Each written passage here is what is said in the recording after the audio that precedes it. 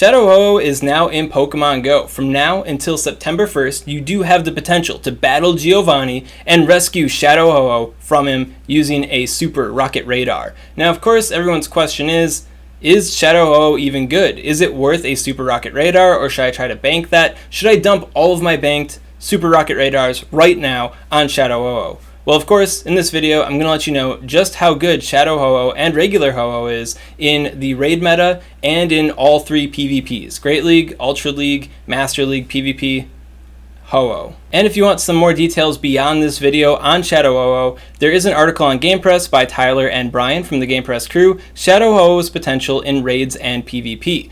In this video, I'm going to go over most of the highlights and I'll give you my own kind of perspective on Shadow Ho-Oh. But if you do want some more Ho-Oh details and matchup details for the PvPs there, definitely check out this article, link in the description.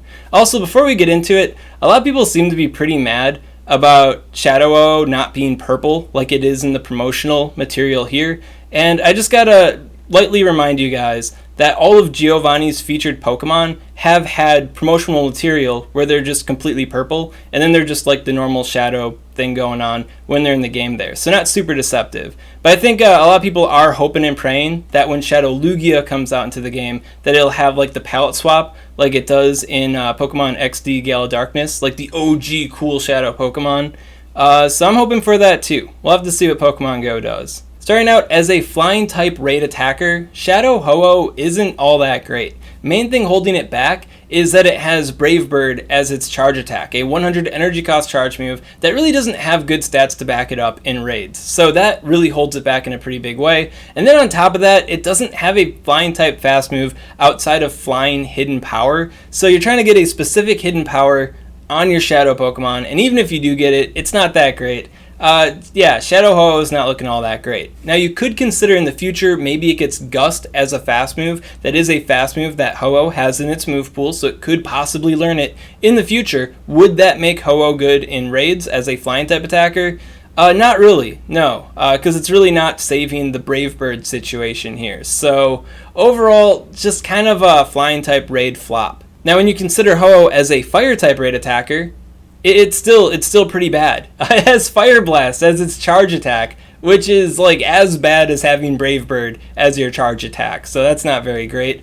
We do have a fire type fast move outside of hidden power now though, which is Incinerate, and Incinerate also has some pretty poor stats in raids. Like, it's pretty good in PvP, it's a really good fast move in PvP, but in raids I guess they forgot to give it good stats, so it's just not that great. Now you could think about the future. Sacred Fire, Ho-Oh's signature attack.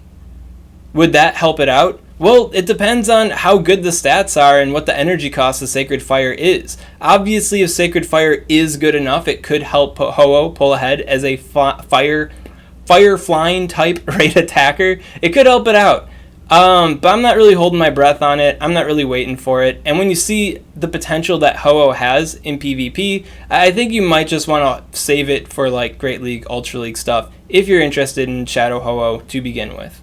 When it comes to Great League and Ultra League PvP, Ho-Oh has one obvious comparison to make here, and that is Talonflame. Talonflame not only has a very similar stat product to Ho-Oh, it is slightly better in the Great League, and I believe it's slightly worse in the Ultra League, circumstances depending, but they both use Incinerate, and they both use Brave Bird, so they basically have the same moveset going on, aside from their secondary charge move. When it comes to the secondary charge move, Talonflame has Flame Charge, which is a 50 energy cost charge move that can increase your attack by one stage. It does decent damage on its own, and then after the one boost, it does even better damage, and it also fuels the Incinerate and also fuels the Brave Bird. Ho-Oh, on the other hand, has Earthquake. And Earthquake can lay down the law on any electric or rock type Pokemon that think that they're going to have it easy against this flying type Pokemon. So that is pretty useful. And we do see Ho-Oh make a lot of use of this in Master League PvP, but when it comes to the Great League and the Ultra League, I don't feel like there's as many opportunities for Ho-Oh to use Earthquake and have it be like a good idea compared to just using Talonflame, which is the same exact thing but with Incinerate. When it comes to the Great League specifically, you do have Bastiodon to consider, so if you were to be up against a Grass Hole core, and you were to like farm down their grass type Pokemon and then Bastiodon comes in, you could throw Earthquake, which may potentially take out Bastiodon with a little bit of fast move help, or could get a shield from it. So that's pretty good compared to Talonflame, who would just kind of die and do basically nothing to Bastiodon. So that is a positive, but that is one specific situation, and you could easily get caught by Bastiodon yourself and have it tear you apart with the rock throw damage there, or Smackdown. I think it has Smackdown. At any rate, rocks hitting your fire flying Pokemon, it's not good. And as the Shadow, it doesn't really offer any like additional benefits in that kind of situation either. So I feel like Great League considered, probably go with Talonflame. And then when it comes to the Ultra League specifically, both Ho-Oh and Shadow Ho-Oh don't really offer anything compared to Talonflame. There is no Bastiodon in the Ultra League, which means there's like basically no rock type Pokemon to worry about aside from maybe Crustle, but Crustle's part bug, so it's not weak to ground type attacks anyways, and ground is as effective as flying and fire is against it. So it's just like, I don't really see it doing a whole lot, even with the Shadow bonus. In fact, I think Ho-Oh in the Ultra League is worse with the Shadow because a lot of Charmers can take you out in the one shield situation, even though you're a fire type Pokemon. So it's just kind of awkward. I'd say the main advantage that Ho-Oh could possibly pose in the Great League and Ultra League metas is in a Remix Cup type format where Talonflame is banned. Talonflame out of the picture, along with a lot of other really good fire type Pokemon, means that Ho-Oh could be like the only real fire type Pokemon you could use in those metas. Aside from like Kanto Ninetales or Castform Sunny.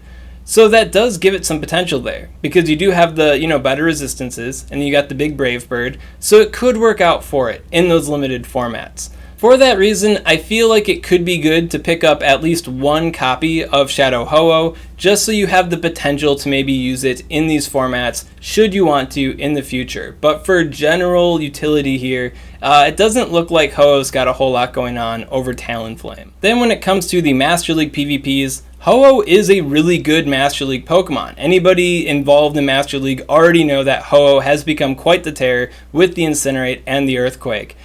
However, Shadow Ho-Oh, that's what we really got to focus on here. Does it offer any advantages? And the answer is no. It does not offer any advantages over the regular Ho-Oh in Master League. In fact, the drop defenses does leave it vulnerable to some breakpoints on all the Dragon Breath users that exist in the Master League as well. And regular Ho-Oh can tank a Rock Slide from Melmetal, where the Shadow one really doesn't have that kind of opportunity against now.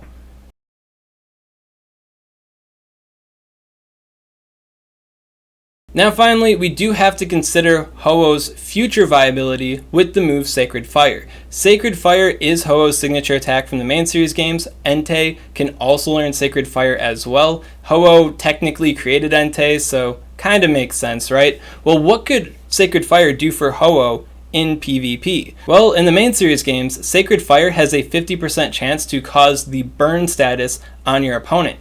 Burn in the main series games decreases their physical attack damage, and it also does some damage over time with them, burn damage, kind of like poison does. So how could this translate into Pokemon Go? Well, because it's doing that DOT damage over time, it could function like Poison Fang, where it's a defense debuff.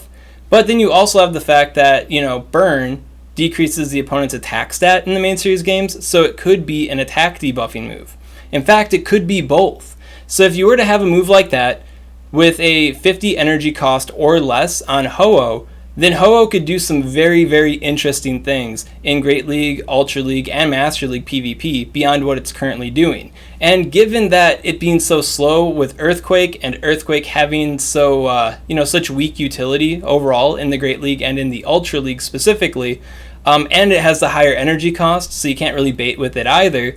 This could open up some really big doors for Ho-Oh. Ho-Oh could potentially become the better Talonflame, provided, of course, Sacred Fire is good, which it should be, and Sacred Fire has a 50 energy cost or less, which it could possibly have. We don't know. FOMO, fear of missing out, that pressure to get something because you don't want to miss out on getting it, kind of is like the driving wheel behind a lot of things in Pokemon Go. It's pretty stressful, kind of annoying, but we can't ignore the potential that Ho-Oh has with Sacred Fire. So for that reason alone, if you are a hardcore PvP master, you are going to want to pick up at least one Shadow Ho-Oh, so you have a Great League sized Ho-Oh waiting in the wings if Sacred Fire comes out, and Sacred Fire ends up being really good for it. So to wrap things up, when it comes to raids, I don't really see Ho-Oh or Shadow Ho-Oh really doing anything super interesting, even if it got Gust or Sacred Fire in its move pool. And then when it comes to PvP,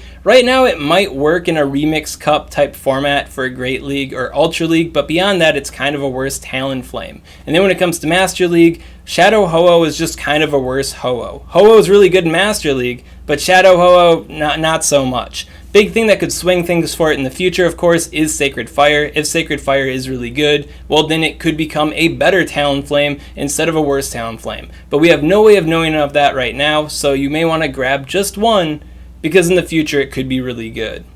At any rate, if you have any questions on this content, comment below, let me know what's up, and I'll be happy to help you out. And of course, if you enjoyed this content and you want to see more like it, make sure to subscribe to SwagTips. And if you want to get more information on Ho-Oh, more matchup details for the Shadow, make sure to check out that article on Game Press, link in the description. SwagTips. I'd also like to give a special shout out to these Patreon supporters. If you want to support the Swagman on Patreon, link in the description. Ba-da-bum. Oh god, and they flipped it still. I think it's flipped here. Is it flipped? Oh my god, this is gonna fuck with me. Yeah, it's flipped. I gotta flip her back. Ow.